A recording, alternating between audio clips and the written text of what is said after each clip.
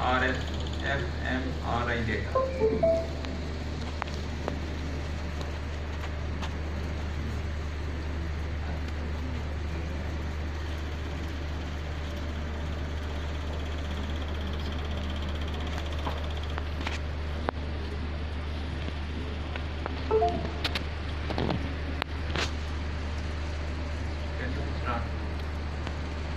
Assalamu alaikum everyone. I am Muhammad Kashif and I am working as a lecturer in statistics at Government Associate College Shahkot. And with it I am currently doing my MPhil research under the supervision of Dr. Muhammad Farooq from the GC University Lahore. And first of all I would like to thank the NUST, specifically the faculty of the statistics here, who provide us this golden opportunity to share our research in front of this beautiful mind. So thank you so much. And let's go to my presentation here.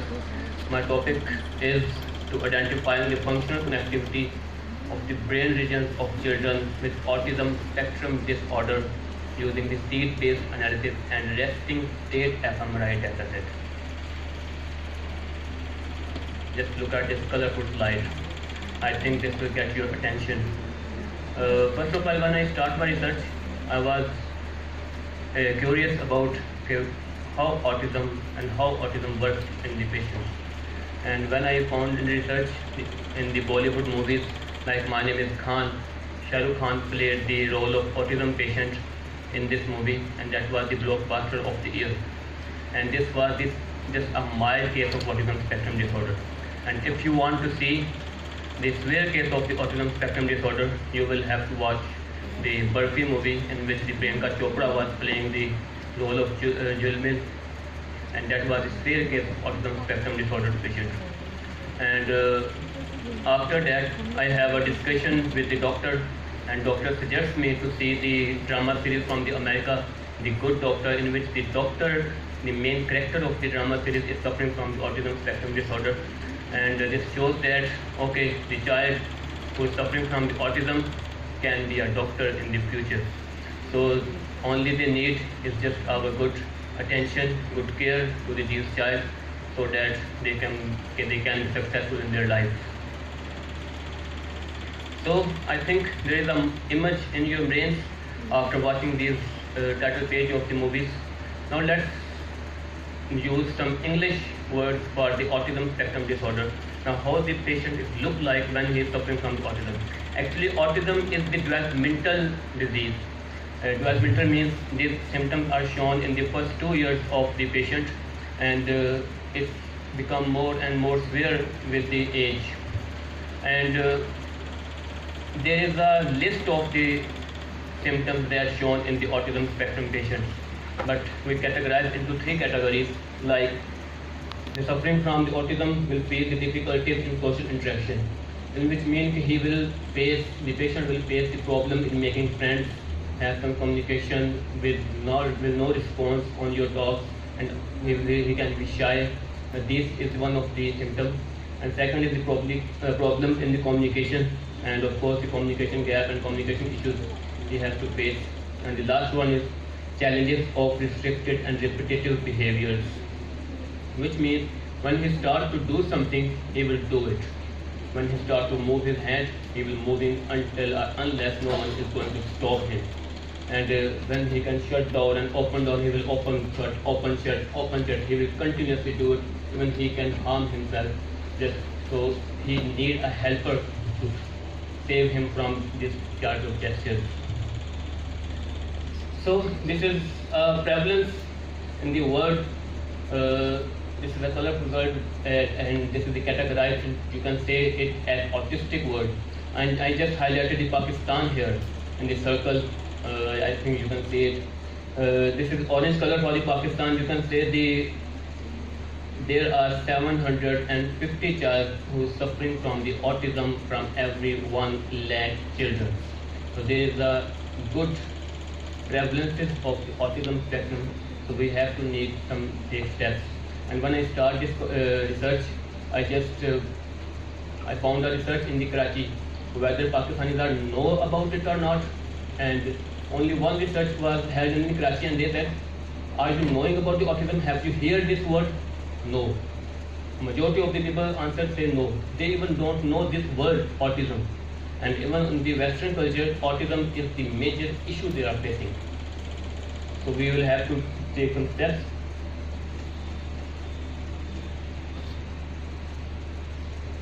Okay, so that was the aim of the study. The aim of the present study is to identify the problem of autism spectrum disorder in children at early stage using the resting state fMRI data. One thing I want to mention here, I mentioned it at early stage. Why early stage? Because this disease is not curable. No medicine will save the children. So if we detect at early stage, we can help him to live his life properly, just to delay this, we can save the symptoms and just to have some precautionary measures to make the patients to save them. And the field-based analysis and identifying the significant functional connectivity between the brain regions in the ASD, and I will explain it later when we move to the analysis. What is the functional connectivity here? So this is the methodology from where we have got the data. So this is the website that we have linked in the blue color, ABIDE. This is the open research website that was arranged by the America. They have saved the fMRI scans and just download and start your work on it. And I took 53 subjects for the control units, and the patients who have nothing, normal guys 53, and 53 of the who suffering from autism. So actually, you can see every patient, every single subject have 180 to 240 scans of the image, like scan number 1, scan number 2, scan number 3. Just remember, when you're going to buy a new mobile, have you answered how megapixel this camera is? That was also interesting question for me. How we can extract the data from the images? Now this was the answer. When we looking for the mobile, we always go for the pixels. So the pixels is the data here. But I consider the voxels here because voxel is the 3D presentation of the pixels.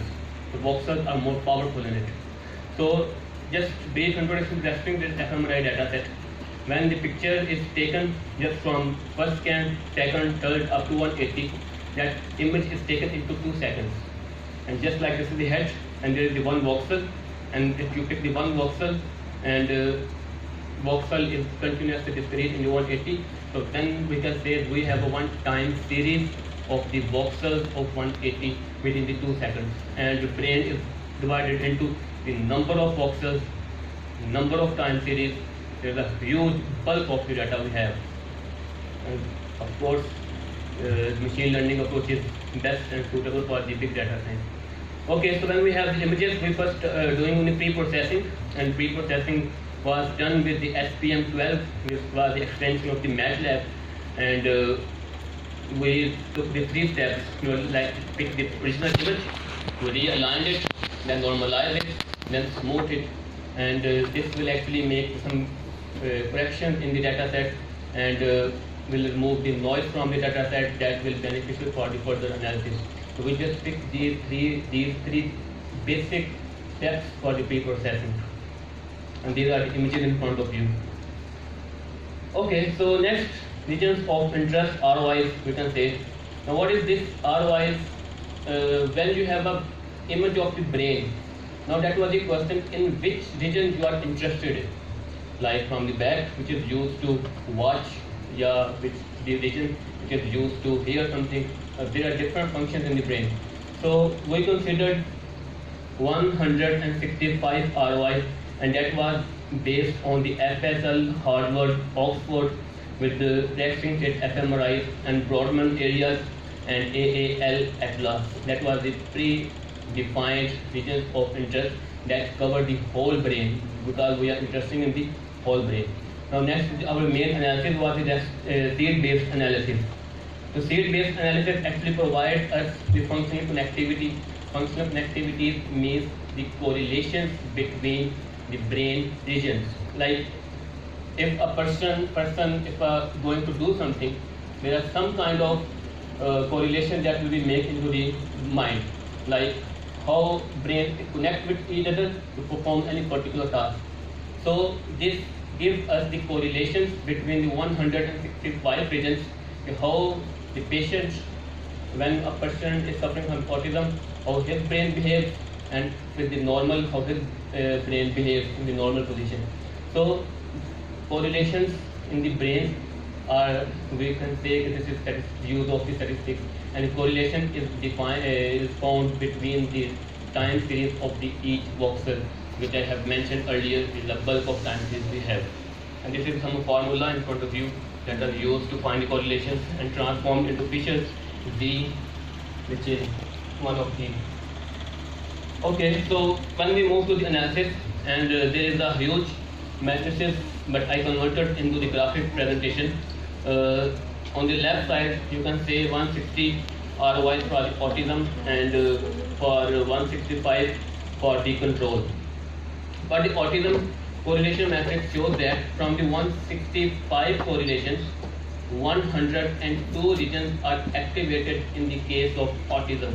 Now 112 ROI regions have correlation with within the brain for the autism. On the other hand, when we have a normal person, normal child, he has 122 ROIs that shows the significant correlations. And look at the graph, there are red color and blue color. Now red color indicates that there is a positive correlation between the brain regions, and blue color indicates there is a negative correlation, which means when brain region of one area is more activated, with the effect of more activation, other area will also be more activation in the red case. And when we look at the blue area, and this will show that with the activation of the one brain region will lead to the decrease in the activation from the other region. So this is how we can differentiate between the red color and blue color. So after theory-based analysis, after find correlations, ROI to ROI correlations, cluster level analysis which have given, which actually I have mentioned earlier, there are a number of voxels, so we cannot interpret a single voxel for it. So we make a cluster just like we're doing this cluster sampling, we just make a groups in it. So just for the brain regions, we make some groups in it from the back, from the front, and this can show the how many voxels in the activated in that. For example, in the blue table, -2, 56, -8, that was the identity of that cluster, and size is 50752 is the number of the voxels that are activated in that cluster. And of course, there are a number of p values you can see which shows the significance of these voxels. And similarly, in the red table, this is for the control unit, and we put the threshold of 0.001, and which is found in it. So that was the graphical presentation, and that will be quite interesting for you. And when you see ASD activated clusters, I highlighted with the circle, and just you to have played the game, find the difference. Now this is just like a game. Now go find the difference in it, and I have highlighted for you.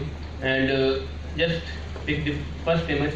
You can say that from the left side there is a less blue area in the ASD activator, and there is a greater blue area in the controls.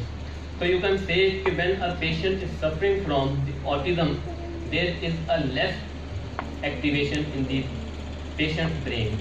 The normal person is behaving in the 124 regions. On the other hand, the autism patients show the 112 activated clusters.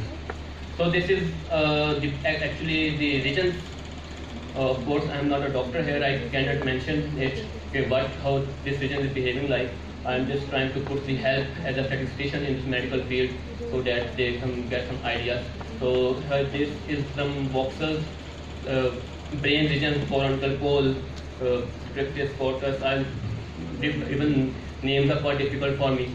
So this is actually brain regions that are activated in that area, and that is just copied from the Google just to show you how the brain is actually working in our in the neurology, and how we classify our brain in it. So last, actually that was the policy. The data set was taken from the America, and in Pakistan we have no facilities from the restricted fMRI data set. So it was a suggestion, if person high authorities are listening it, to please provide and make sure the restricted fMRI in Pakistan, so we can do the analysis and perform better analysis in our country. So these are some references for it, and thank you so much for it. And if you have any questions, please feel free to ask.